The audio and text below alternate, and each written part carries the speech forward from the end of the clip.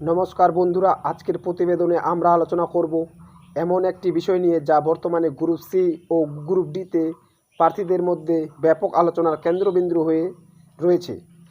সাম্প্রতিক সময়ে 2011 সালের পর ইস্যু হওয়া প্রায় 2,45,00,000 SC ST OBC সার্টিফিকেট বাতিল করার নির্দেশ দেওয়া হয়েছে। সরকারের বক্তব্য, কিছু সার্টিফিকেটের সত্যতা নিয়ে প্রশ্ন উঠেছে এবং যাচাইয়ের মাধ্যমে প্রকৃত সুবিধাভোগীদের চিহ্নিত করা হবে। এখন প্রশ্ন হচ্ছে, এর প্রভাব কি গ্রুপ সি ও গ্রুপ ডি বা কেপি কনস্টেবল বা অন্যান্য চাকরি পরীক্ষার মধ্যে পড়বে? দেখুন, আমরা কোনো সরকারি সিদ্ধান্তের কথা বলছি না, আমরা শুধু পরিস্থিতির বিশ্লেষণ করছি। প্রথমত যুক্তি হলো, যদি যাচাইয়ের পরে উল্লেখযোগ্য সংখ্যক ভুল বা অযোগ্য সার্টিফিকেট বাতিল হয়, তাহলে সংরক্ষিত ক্যাটাগরিতে প্রতিযোগিতার চিত্র বদলাতে পারে।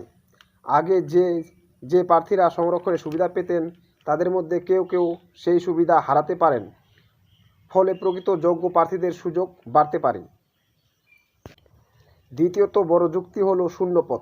বর্তমান নিয়োগ প্রক্রিয়ায় গ্রুপ সি ও গ্রুপ ডিতে মিলিয়ে প্রায় 8,477টি শূন্যপদ রয়েছে। দীর্ঘদিন কয়েক বছর পর এই নিয়োগ হচ্ছে।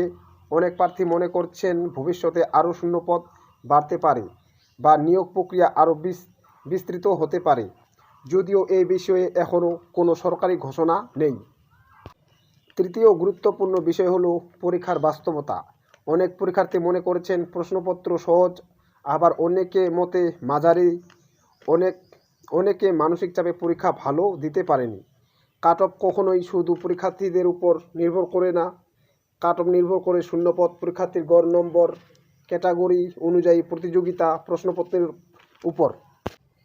যেহেতু অনেক পরীক্ষার্থী OMR ভুল রয়েছে, তার উপর আবার প্রচুর সংখ্যক কাস্ট সার্টিফিকেট বাতিল, সরকার আবার শূন্যপদ বাড়ার কথা ভাবছে। তাই এবার যারা কম নম্বর পেয়েছে তারাও পরবর্তী ধাপের জন্য ডাক পেতে পারে। আপনার মতামত কমেন্টে অবশ্যই জানাবেন। ভিডিওটি ভালো লাগলে একটি লাইক অবশ্যই করুন। পুরো ভিডিওটি দেখার জন্য অসংখ্য ধন্যবাদ।